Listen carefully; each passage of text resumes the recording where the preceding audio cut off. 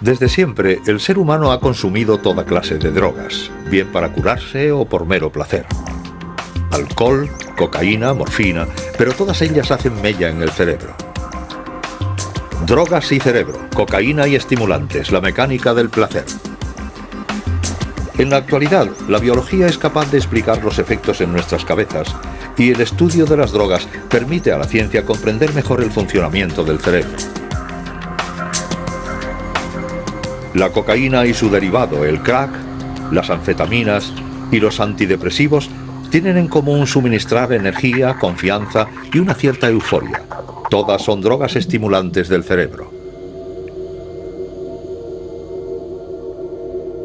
En las montañas de América del Sur, la hoja de coca es una planta sagrada y milenaria. Bajo el imperio inca, la quemaban y la consumían durante las ceremonias en honor al dios Sol. Aún hoy en día, los chamanes indios se sirven de ella para los ritos adivinatorios.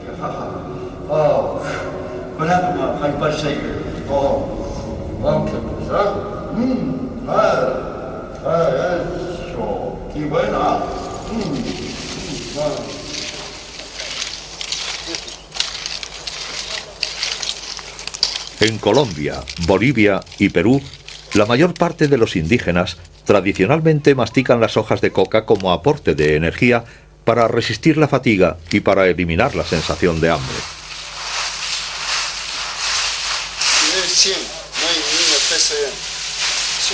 Aunque los campesinos tienen el derecho a cultivar la coca de manera legal para el consumo propio o para la fabricación de medicamentos, sin embargo, pueden ganar el doble vendiendo su cosecha a los laboratorios clandestinos que fabrican la cocaína. Se calcula que en la actualidad hay más de 13 millones de cocainómanos en el mundo. Con 158.000 hectáreas dedicadas a su cultivo, la cocaína genera un tráfico colosal que produce millones de dólares en beneficios y pone a aldeas enteras a expensas de los narcotraficantes. Esta es la hoja de coca. Este de aquí es su droga, lo que sale. Esto de acá. Esto una vez que se le pisa ya comienza a salir, mira. Sale la droga. Su nombre es el... Primero le ponemos esto, o más. Para que tenga efectos en el cerebro, el punto de partida es puramente químico, con grandes dosis de cal, ácido sulfúrico y queroseno que sirven de fijador. A partir de la cocaína se fabrica también un derivado muy potente, el crack, que se vende bajo la forma de pequeñas piedrecitas. En vivo y en directo para que prendas pues estas notas, esto no se toma. Eso se llega hasta nuestro paladar, hasta aquí nomás y se le bota. Ahí va, ahí sale la...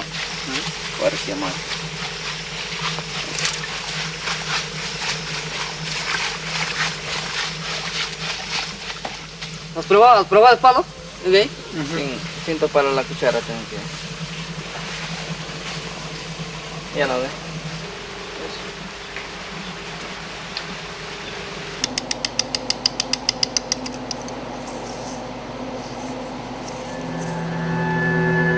Go ahead, from your side, Dean. There you go.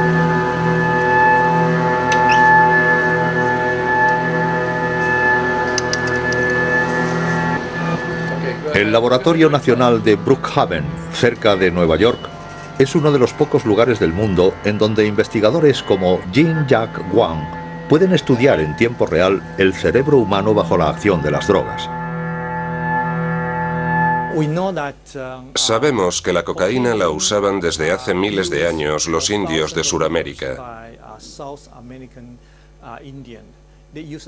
La masticaban de la misma forma que el tabaco, lo cual no creaba dependencia. No era considerada una droga adictiva. Luego apareció el crack. Esnifada no provoca dependencia, pero fumada o inyectada en vena provoca una gran dependencia. Por tanto, el modo de administrársela y la velocidad con la que llega la cocaína al cerebro son lo que hacen a una persona dependiente.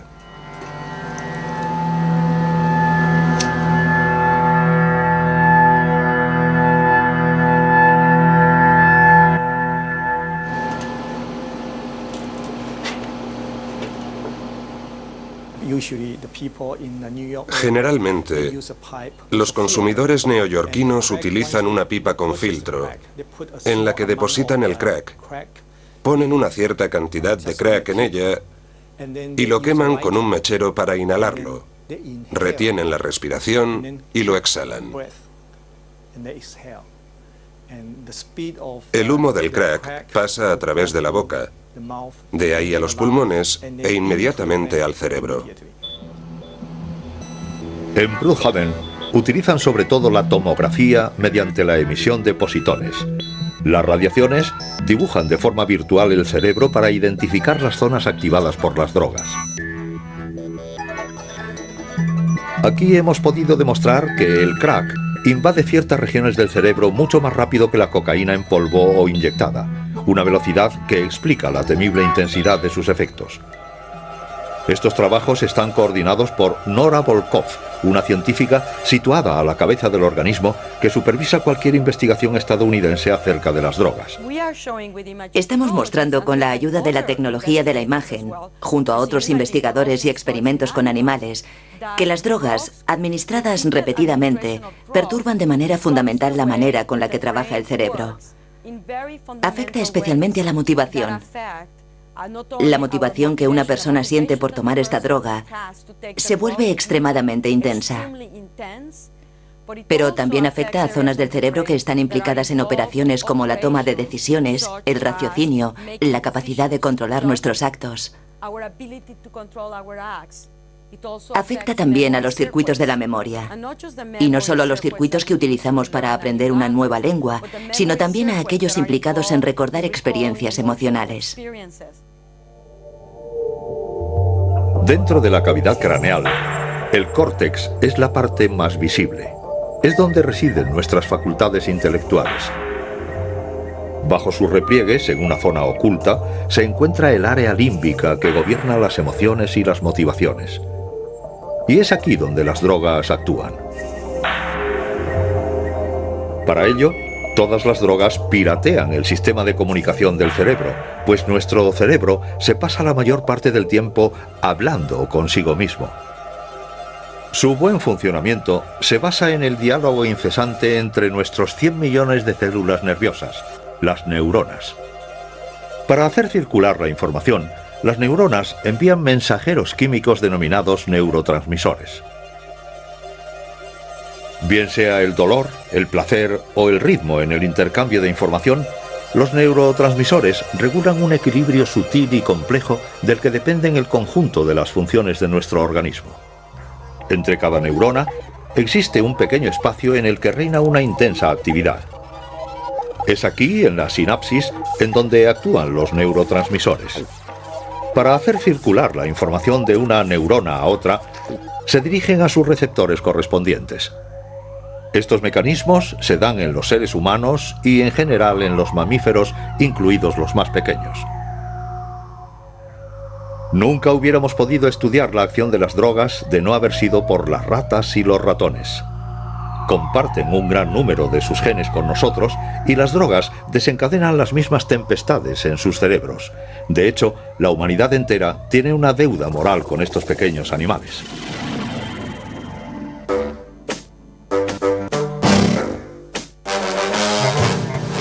Podemos drogar a las ratas, manipular sus genes e incluso diseccionarlas. Es la triste pero necesaria labor diaria de los laboratorios que comparan el estado de las ratas controladas o normales con las ratas denominadas knockout. Esta técnica consiste en suprimir los genes de los ratones normales. Por ejemplo, el gen responsable de la fabricación de un neurotransmisor. Estos ratones modificados genéticamente se llaman ratones knockout.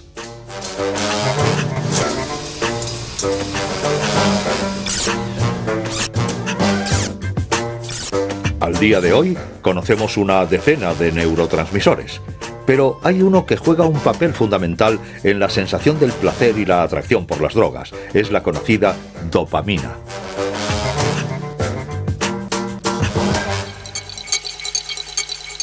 Vean a qué se parece la dopamina al microscopio bajo su forma cristalizada.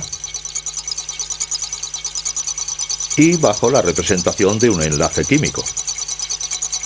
Una molécula microscópica de la que Bruno Giros estudia sus efectos destacados en el cerebro de los ratones normales y de los ratones knockout.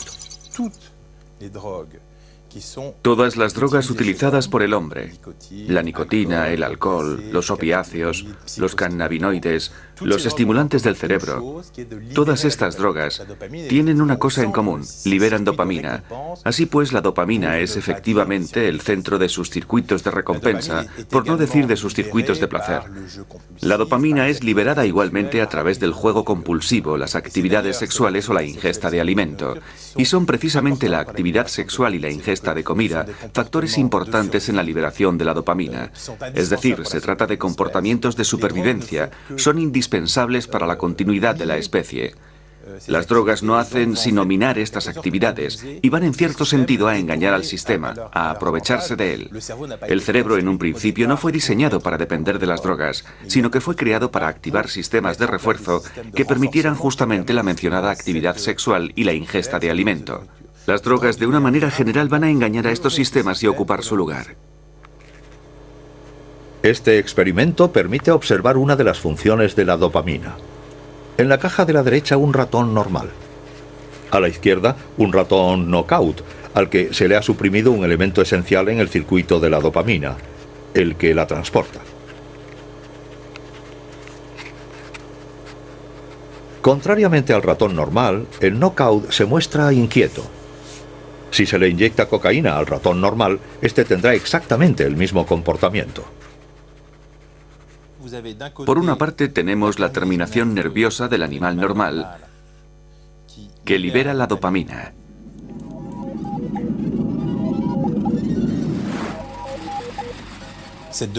La dopamina no va a tardar en instalarse en los receptores que están aquí en la célula receptora.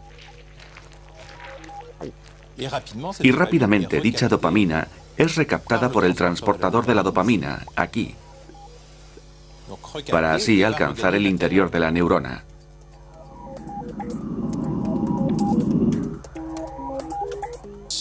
En el caso del ratón normal, al que le hemos inyectado cocaína, esta droga, un psicoestimulante como las anfetaminas, es una molécula que bloquea al transportador de la dopamina.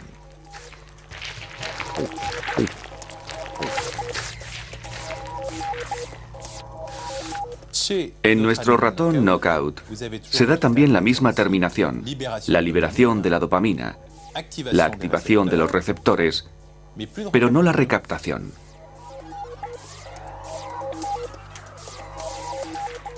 Por tanto, se liberan grandes cantidades de dopamina aquí en la sinapsis y toda esta dopamina activa a los receptores de manera muy importante. Aquí pueden ver esta hiperactividad. Ahora son mucho más activos. De hecho, muestran un comportamiento totalmente idéntico al de los ratones normales que acaban de ver y a los que se les ha inyectado cocaína.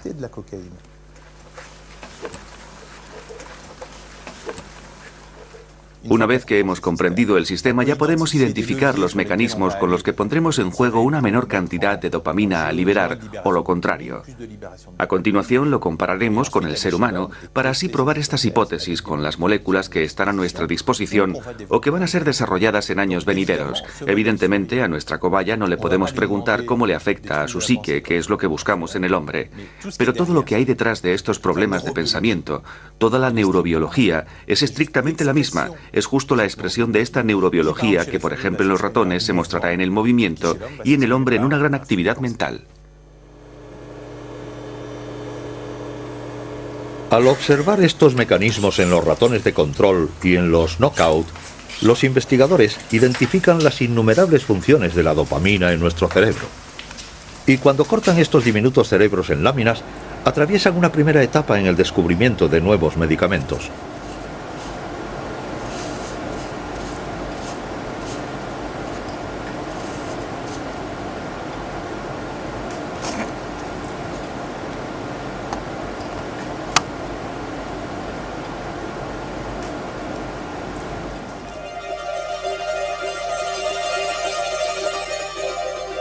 En la Universidad de Cambridge, Barry Everett dirige el Departamento de Psicología Experimental, donde estudia el papel de la dopamina en la toma compulsiva de drogas.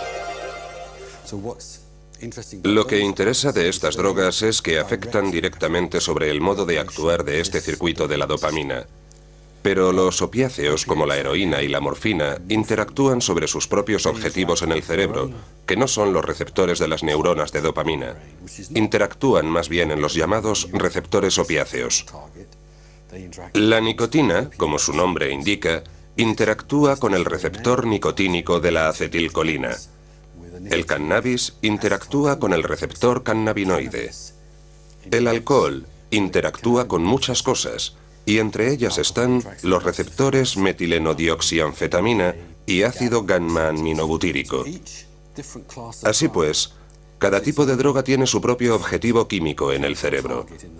Y una de las grandes teorías que prevalecen para explicar por qué todas las drogas son adictivas, aunque ellas sean de diferente tipo, es que a través de sus diferentes zonas de acción primarias, su acción converge en el circuito de la dopamina.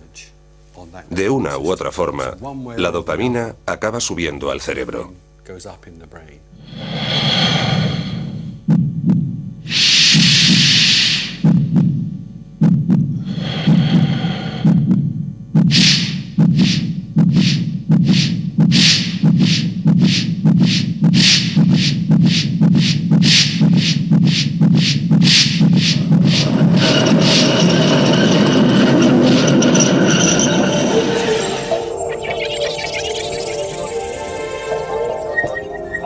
Estimulada por la cocaína, la dopamina no asciende a cualquier parte del cerebro. Se concentra en el área límbica a nivel del cuerpo estriado y más en concreto en el núcleo accumbens. Desde hace 10 años, el estudio de esta zona, a la vez minúscula y crucial, ha desencadenado una pequeña revolución en la neurociencia. Todos están de acuerdo en que el núcleo accumbens sería el centro de sensaciones de placer provocadas por la dopamina.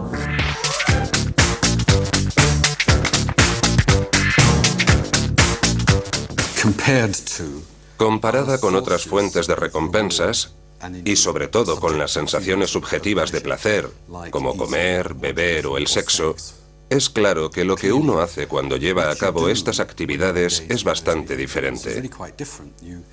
Cada cual busca el objeto de su motivación. Busca comida, busca agua, se desea sexo. Entonces uno adopta un comportamiento particular, como comer, con todo lo que implica dicho acto.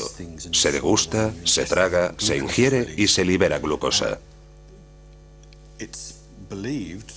Y se cree que en un determinado punto de este proceso, quizá desde los primeros instantes en que nos llevamos la comida a la boca, cambiamos la actividad del circuito de la dopamina, y esto ha sido medido.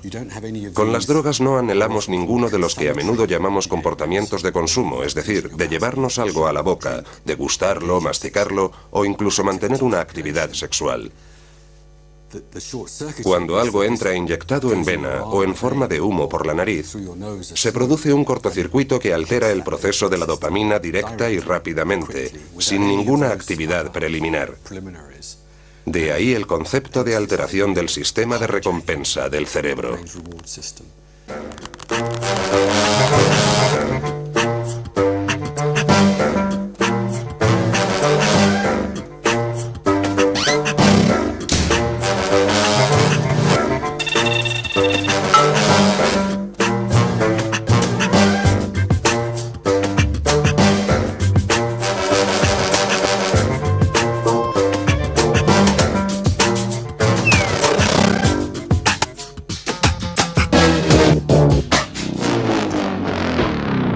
Bajo la acción de la cocaína, la dopamina permanece activa durante la sinapsis 300 veces más tiempo que en estado normal. Ciertos estudios demuestran que esta avalancha en el cerebro de los cocainómanos acaba dañando los receptores de la dopamina. Aun reparándose ellos solos, jamás recuperarán la eficacia inicial, incluso después de años de abstinencia. Los daños cerebrales que arrastra son cuadros depresivos y dificultades de concentración.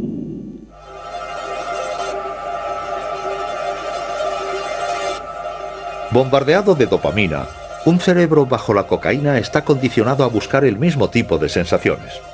Según el neurobiólogo Wolfram Schultz, es una señal de recompensa para el núcleo accumbens. El núcleo accumbens parece ser una estructura más activada por recompensas que el resto de los circuitos de la dopamina. Si observáramos el cerebro humano mientras le estuviéramos enseñando a un individuo algo gratificante, digamos un billete de 10 libras, el núcleo accumbens estaría totalmente estimulado. Y esto es debido a la activación del sistema de la dopamina que tiene como fin el núcleo accumbens. La recompensa estimula también al cuerpo estriado, pero un poco menos. Una recompensa puede ser una bebida, comida, un estímulo sensorial o visual. Puede ser también una buena melodía musical. No existe un órgano sensorial específico para la recompensa. La recompensa es definida por el comportamiento y tiene quizá 3 funciones mayores. La primera función puede ser, por ejemplo, buscar algo diferente con el fin de obtener una recompensa. Cuando presiono el botón de una máquina, yo no sé qué pasa, pero sale un refresco de cola. En tanto que humano me gusta dicho refresco y lo volveré a hacer. Esto es la función del aprendizaje de la recompensa.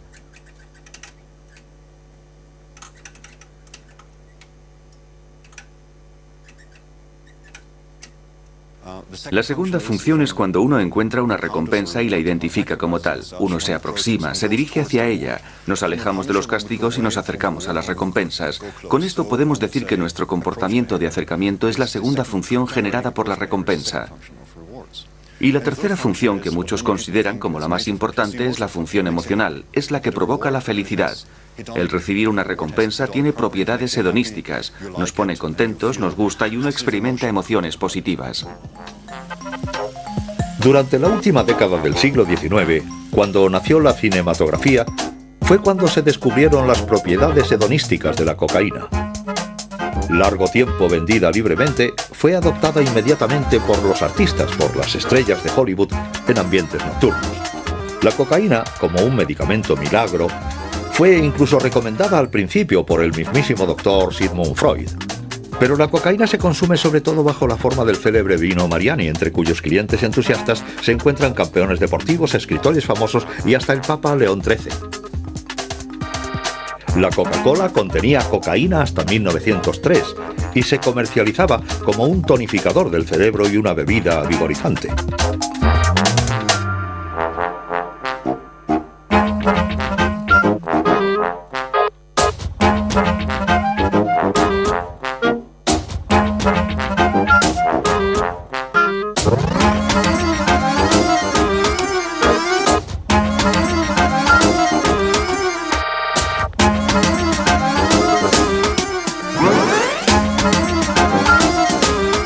La cocaína fue al fin prohibida en todo el mundo en 1914.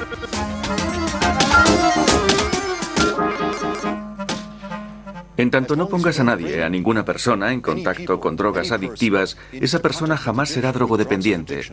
Pero si pones a cientos de personas en contacto con drogas de adicción, algunas de ellas se volverán adictas. Según se trate del tipo de droga y de la proporción, serán más o menos adictas.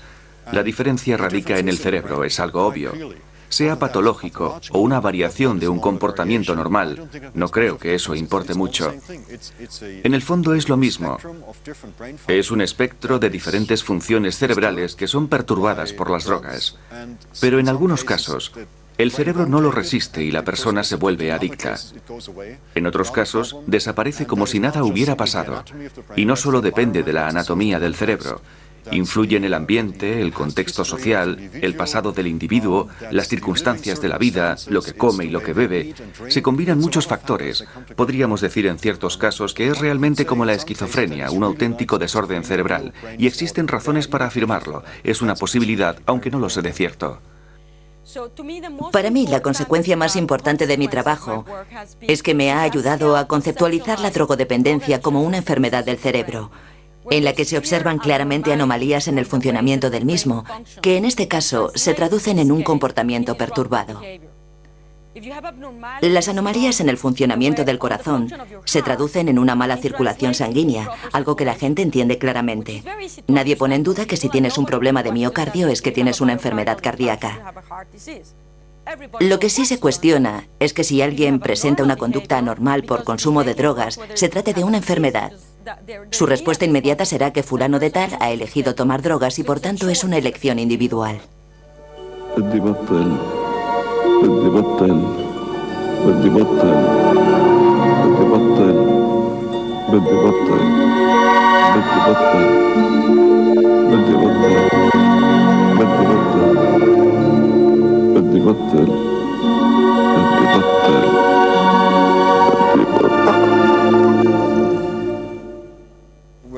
Bueno, creo que hay gente más cualificada que yo para dar una definición de la adicción.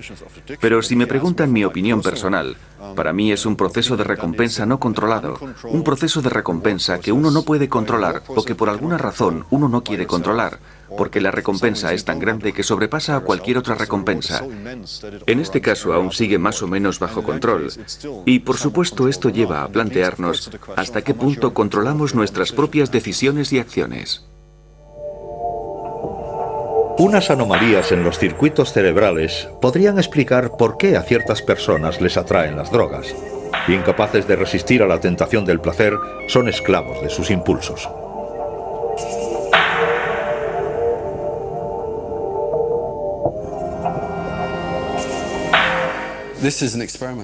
Esto es un experimento practicado a menudo con seres humanos y consiste en medir un aspecto de su impulsividad, que no es sino la capacidad de esperar una mayor y mejor recompensa. Es como cuando dices, ¿una galleta ahora o una tarta después? Al individuo le puedes dar a elegir entre una recompensa inmediata, como pueda ser dinero, o una recompensa posterior, aunque mayor. Pero algunos individuos con un cierto grado de impulsividad buscan una gratificación inmediata. Son incapaces de esperar una recompensa mayor y mejor. No sabemos mucho a un nivel neurobiológico, pero parece que los daños en el núcleo accumbens favorecen la impulsividad en este tipo de situación. Los individuos con el núcleo accumbens dañado no pueden esperar recompensas más importantes a largo plazo. Estos desarreglos en el circuito de la dopamina pueden dar lugar a verdaderas enfermedades. En este chico agresivo, filmado en los años 70, los médicos, sin duda, identificaron un problema deficitario de la atención junto a un exceso de actividad. Más conocido con el nombre de hiperactividad, este desorden se traduce en agresividad, una fuerte impulsividad e incapacidad para concentrarse.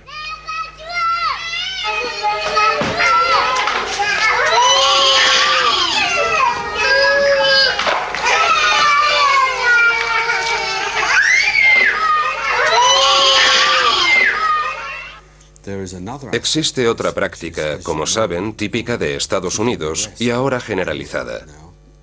Los individuos hiperactivos son tratados con un estimulante como por ejemplo la ritalina.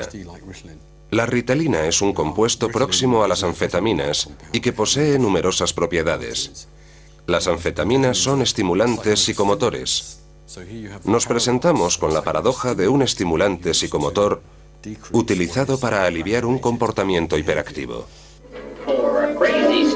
En Estados Unidos, de 4 a 5 millones de escolares siguen este tipo de tratamiento y el crecimiento en Europa es vertiginoso.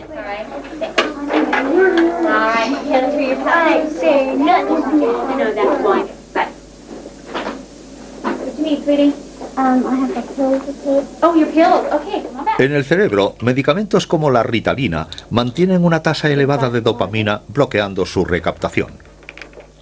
Un modus operandi comparable al de la cocaína.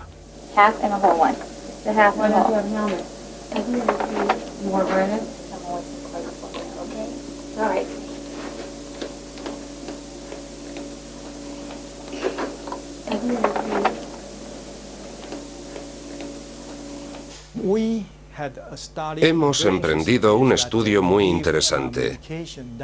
Hemos suministrado un medicamento bastante similar a la cocaína. Este medicamento se llama metilfenidato y se administra siempre bajo prescripción médica, ya que es la variante intravenosa de la ritalina.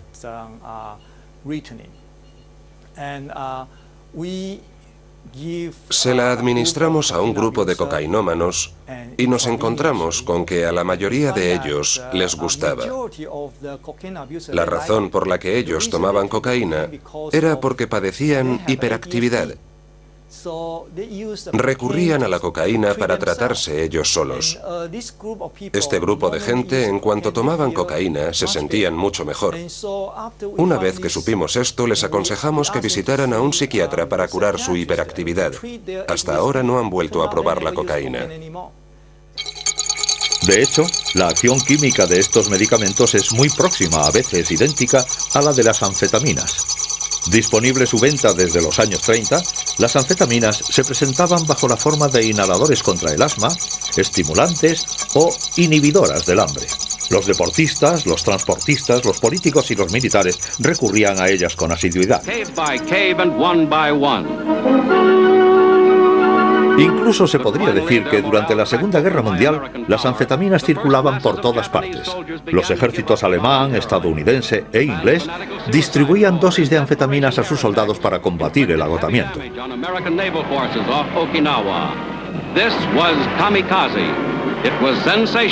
La inconsciencia de los kamikazes japoneses se explica en parte por su gran consumo de anfetaminas.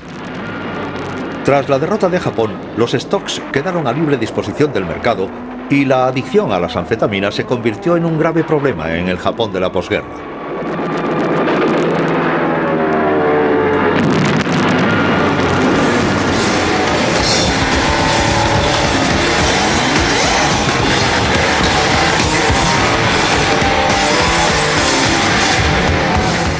En los años 60, la anfetamina, rebautizada con el nombre de Speed, se hizo muy popular entre la juventud. Bajo esta sustancia, los Who cantaban My Generation antes de romper sus instrumentos al acabar cada concierto.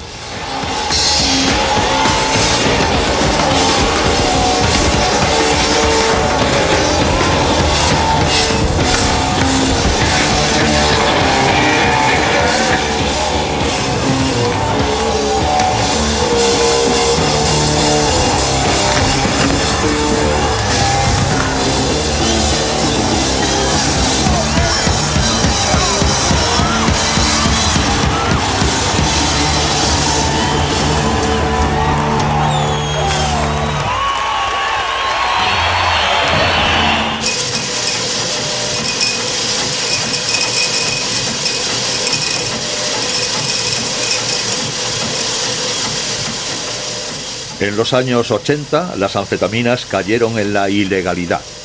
Pero 26 millones de personas en todo el mundo, 3 millones de ellas japonesas, continúan consumiéndolas. A diferencia de la anfetamina ordinaria, productos como la Ritalina, administrada a los niños, actúan más lentamente y durante más tiempo. ¿Resultado? Disminución de la euforia en pro de una mejor capacidad de concentración. La duda es el futuro de esos niños sometidos a estimulantes.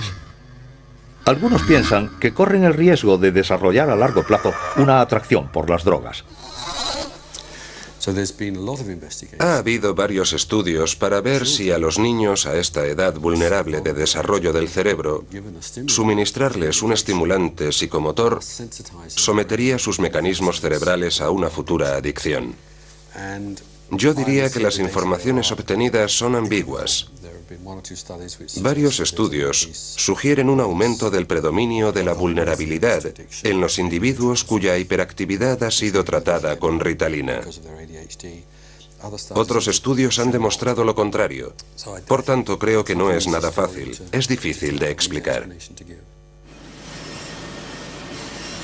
El número de pacientes tratados de hiperactividad es realmente considerable, pero nada en comparación con los 300 millones de consumidores de otro tipo de psicoestimulantes recetados por los médicos, los antidepresivos.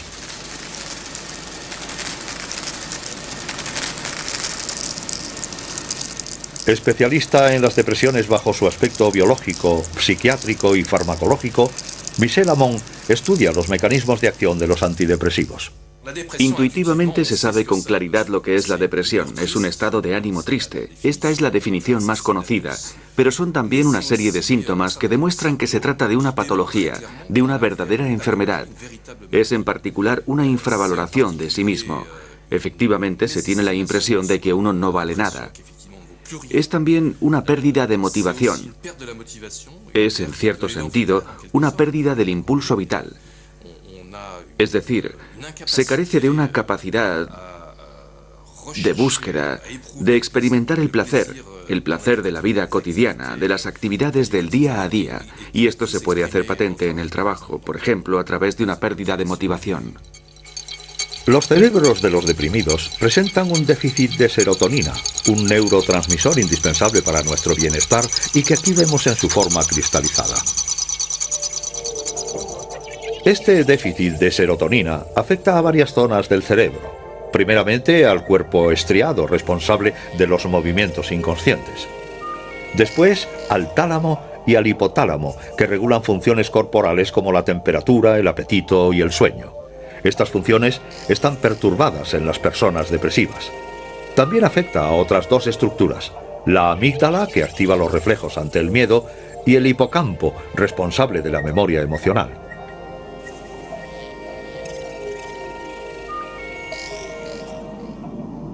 Los antidepresivos utilizados actúan sobre la serotonina como los psicoestimulantes sobre la dopamina. Sus moléculas ralentizan la reabsorción de la serotonina. La serotonina puede entonces activar sus receptores permanentemente.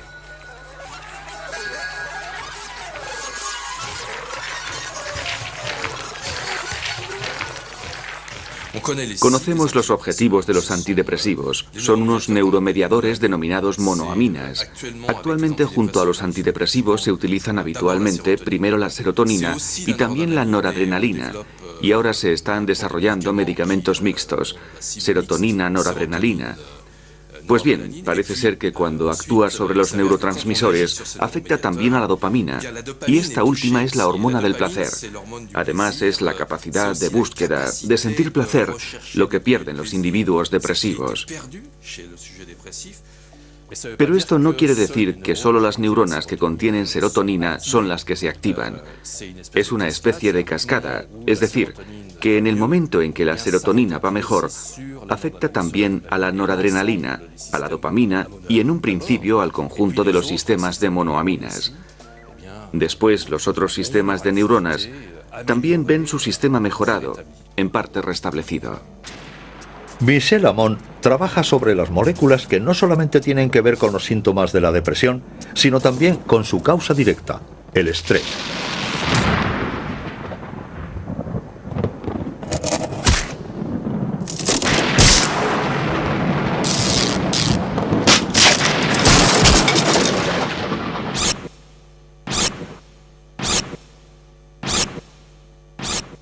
A partir de aquí hemos podido reproducir modelos animales de depresión que reposan efectivamente en la exposición de los animales a un estrés continuo. Hay un modelo muy válido desde este punto de vista que funciona bastante bien. Y bueno, pronto trataremos a estos animales con los antidepresivos. Nos damos cuenta efectivamente de la alteración en la conducta inducida por un estrés repetido que se asemeja mucho a los síntomas de la depresión en los humanos y que pueden ser corregidos con los antidepresivos. A partir del momento en que hemos dado con ello, hemos podido explorar en el animal lo que sucede en su organismo y más particularmente a nivel cerebral. Y esto es realmente un avance en el conocimiento de los procesos biológicos asociados a los problemas depresivos. En el Hospital Petit-Salpêtrière de París, Charles Cohen-Salmon ha puesto a punto un modelo animal de la depresión. Somete a los ratones a una serie de pequeños problemas repetidos e inesperados. Primer caso de estrés, la jaula inclinada. Sometidos a las tribulaciones de Sísifo, los ratones no aprecian nada la vida cuesta arriba.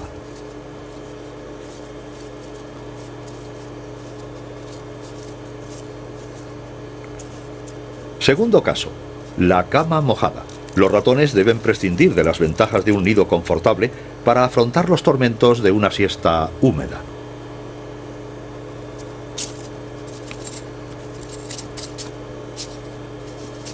Tercer caso, los problemas de comunicación. Separados unos de otros, los ratones tienen que recurrir al ingenio para entrar en contacto.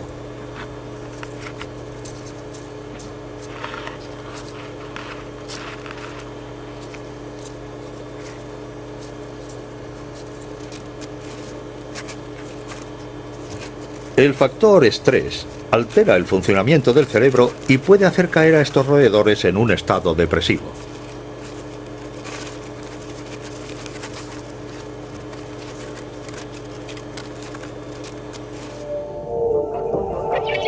En el cerebro, el estrés se concentra inicialmente en el hipotálamo, uno de los reguladores del apetito y del sueño.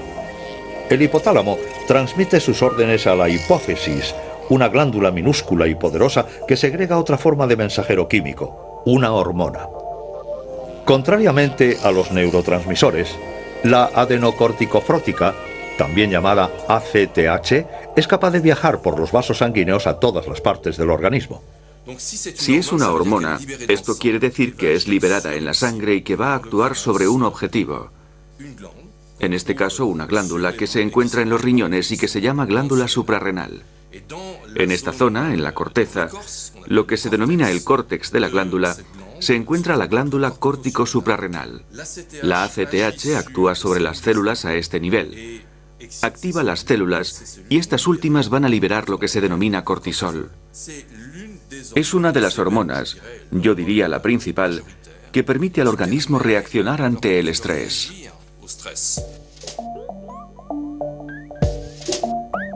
El cortisol desata una movilización general del organismo y una explotación intensiva de las reservas de energía, los azúcares y las grasas. Después, el cortisol regresa al cerebro para informar al hipotálamo que ha cumplido con su trabajo. Y normalmente, cuando el estrés ha desaparecido, el ciclo se aminora y el organismo recobra su estado de equilibrio. Pero sucede que el cortisol se acelera y que pasa sin detenerse. Es una vía abierta para la depresión.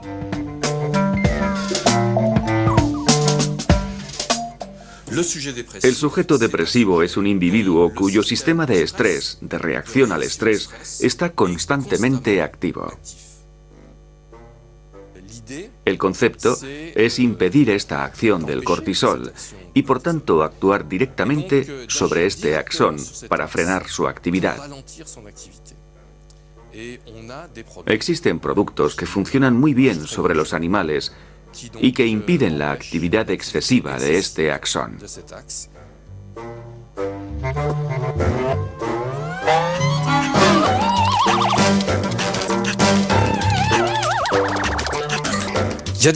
Existen tentativas ya realizadas en los seres humanos con resultados que parecen prometedores. Se estima que el 15% de la población puede presentar en un momento u otro de su existencia efectivamente un episodio depresivo. El hecho de estar deprimido o algo similar era considerado solo como algo negativo hace unos años y lo sigue siendo en algunos lugares, cuando en realidad se trata de una patología, de una enfermedad. Estas personas sufren y existe un sustrato biológico. Puede verse en el cerebro lo que pasa, en el cerebro del enfermo, y también puede verse cómo actúan los medicamentos sobre él. En resumidas cuentas, para mí es una patología al mismo nivel que la drogodependencia. Un toxicómano es un enfermo y no alguien al que se le deba tratar o considerar como a un delincuente. Es un enfermo. Repito, tiene una cierta apetencia por un producto, la droga, en un momento dado. El hecho de tomarla y su vulnerabilidad particular le convierten en un enfermo al que es necesario curar. Estas personas están enfermas, los deprimidos también, los que padecen fobias. Las alteraciones de comportamiento son verdaderas enfermedades.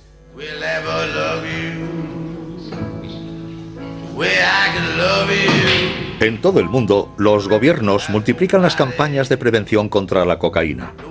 Pero todo se ha dicho sin gran efecto. Para los investigadores, la adicción no es una elección.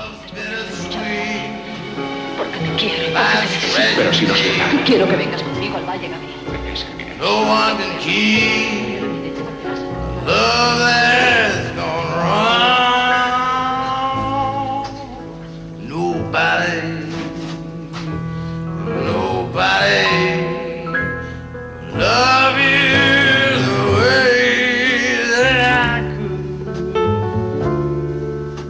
'cause nobody's that strong, 'cause nobody. Inicialmente hay una elección, aunque lo digo entre comillas, porque la adicción empieza realmente durante la adolescencia y a veces antes. Cuando los jóvenes están expuestos a las drogas, es en un contexto de grupo y de presión. Muy a menudo no eligen porque quieran tomar la droga, sino porque desean formar parte de un grupo, lo cual es una respuesta neurobiológica normal durante la pubertad. Quieren caer bien, ser apreciados por sus colegas, están influidos por la interacción del grupo. Digamos que deciden probar la droga sin tener en cuenta estos factores. Algunos de ellos lo harán, la probarán, no les gustará y se acabó. Otros se engancharán a ella. Sin embargo, estos eligieron probar la droga, no convertirse en adictos. Es justo como el que se fuma un cigarrillo. Él ha elegido fumárselo, pero no desarrollar un cáncer de pulmón. Exactamente el mismo proceso. No lo sabemos con seguridad entre los animales, pero en los humanos se estima que entre el 20 y el 30% de las personas que prueban la droga son vulnerables a la dependencia y acabarán volviéndose adictas. ¿Es la toxicomanía una verdadera enfermedad del cerebro? ¿Nuestra voluntad y el control de nuestras pulsiones dependen del equilibrio interno de nuestro cerebro? Una de las cualidades más apreciadas del comportamiento humano es el control de la voluntad. Después de todo, el valor de la libertad es muy importante. La gente lucha por la libertad. Esta es una de las razones por la que es tan importante. Pero la libertad no tiene sentido si no hay control voluntario. Bueno, como iba diciendo, para poder ejercer un control voluntario, ciertas zonas del cerebro deben funcionar correctamente. Y si no lo hacen, ¿podríamos hablar de control voluntario?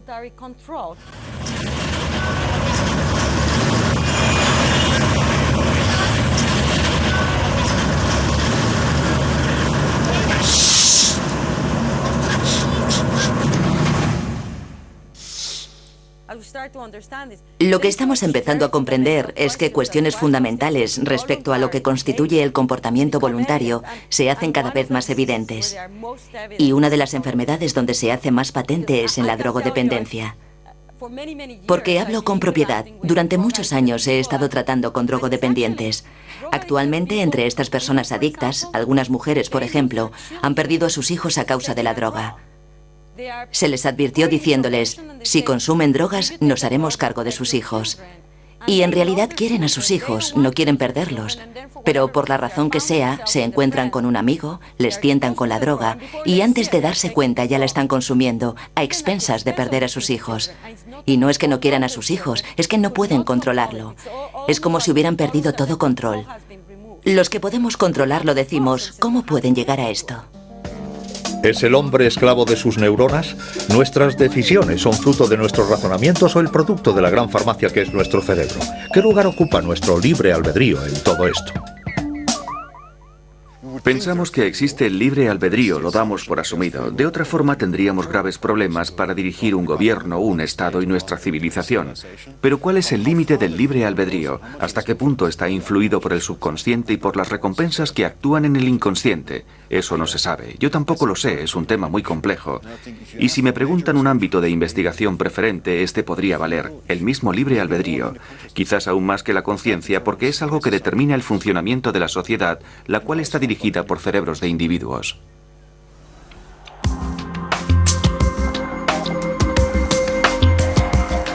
En lucha contra sus pulsiones, desestabilizado por su farmacia interior, ¿el hombre sería un juguete de su cocina cerebral?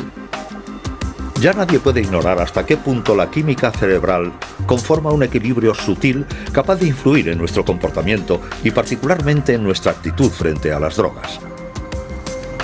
Las alteraciones en la química del cerebro permiten retomar los orígenes de los problemas psíquicos. Los antidepresivos corrigen anomalías perfectamente observables en el cerebro de los depresivos. Los trabajos de los científicos se comprometen ahora en cambiar la actitud de la sociedad ante verdaderas enfermedades como son la depresión y la toxicomanía.